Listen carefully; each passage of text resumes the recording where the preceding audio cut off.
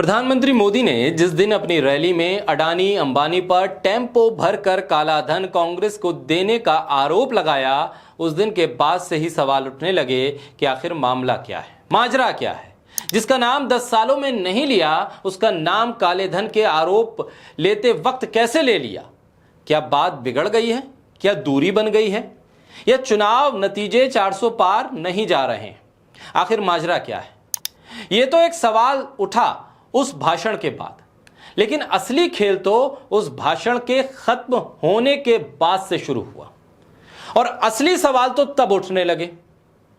सवाल यह कि जिस भाषण ने बीजेपी का खेल बिगाड़ दिया, जिस भाषण ने इंडिया गठबंधन और राहुल गांधी के आरोपों को मजबूत कर दिया, उस भाषण को देने के बाद प्रधानमंत्री मोदी कहां हैं। उस भाषण के बाद प्रधानमंत्री मोदी कि कोई चुनावी सभा या रैली या रोड शो क्यों नहीं हुआ है। उस भाषण के बाद 4-5 रैली रोज करने वाले प्रधानमंत्री एक भी रैली क्यों नहीं कर रहे हैं। उस रैली की कोई खबर बीजेपी के यूट्यूब चैनल पर क्यों नहीं नजर आ रही है। प्रधानमंत्री के वीडियो क्यों नजर नहीं आ रहे हैं। सिर्फ बीजेपी के यूट्यूब चैनल पर जेपी नड्डा और अमित शाह के ही वीडियो मिल रहे हैं।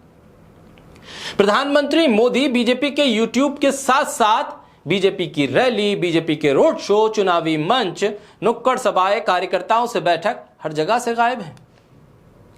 प्रधानमंत्री के अडानी अंबानी पर दिए गए बयान के बाद तो हुआ यह कि अडानी के एनडीटीवी से लेकर सुभाष चंद्रा के जी न्यूज तक ने बीजेपी की पोल खोल शुरू कर दी।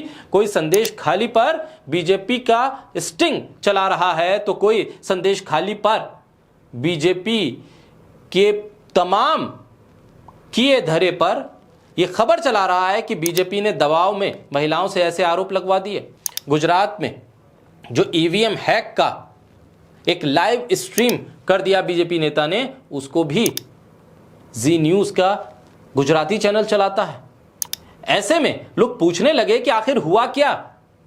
जिस अडानी को एनडीटीवी दिलवाया गया कि खबरें मनमर्जी से चलेंगी, खबरें हमारे हिसाब से छाटी जाएंगी, बीनी जाएंगी और जो दबानी है वो दबाई जाएंगी, वो एनडीटीवी विद्रोह कर गया, जी न्यूज विद्रोह कर गया।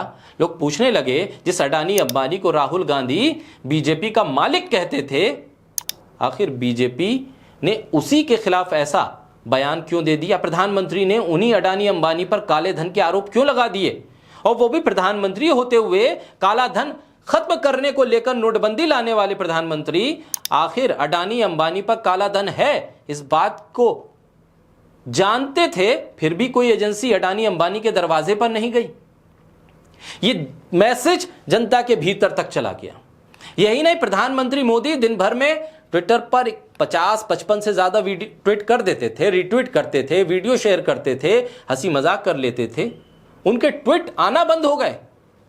उस भाषण के बाद बमुश्किल 4-5 ट्वीट हुए, जिसमें विजयवाड़ा रोड शो की हिंदी और तेलुगु की झलकियां थी, महाराणा प्रताप की जयंती की शुभकामनाएं थी, और इसके साथ ही metropolitan of believers eastern church के मोरन योहान के निधन का शोक संदेश था।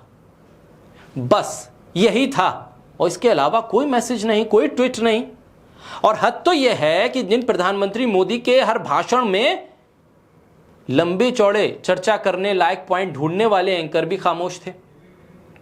कहीं गोदी मीडिया पर प्रधानमंत्री के इस बयान की चर्चा नहीं हुई कि अडानी अंबानी के पास काला धन है, अडानी अंबानी ने कांग्रेस को टेम्पो भर के काला धन दिया है, कहीं चर्चा नहीं हुई। किसी बीजेपी प्रवक्ता ने जोर शोर से दम लगा के यह नहीं कहा कि अडानी अंबानी के पास काला धन है और कांग्रेस वो काला धन ले रही है, इस बात को नहीं रखा। बीजेपी के जो ट्विटर पर, सोशल मीडिया पर समर्थक लोग हैं, वो भी इस बात को नहीं उठाते नजर आए।